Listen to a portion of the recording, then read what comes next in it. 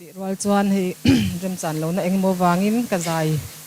huna chaw karon pel thia khen thla hrung le bok ti kha kan sei na sa duwa chuan kana sak tur hi kan sei te lo kanga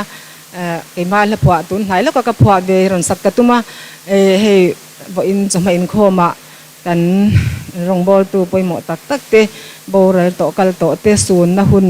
tel na program in khom ani wang khan ain me don ten ka sha ta wangin ni zan ma sa te khan check te kan siam tir ve a limin an leng ti hla karon sa don ani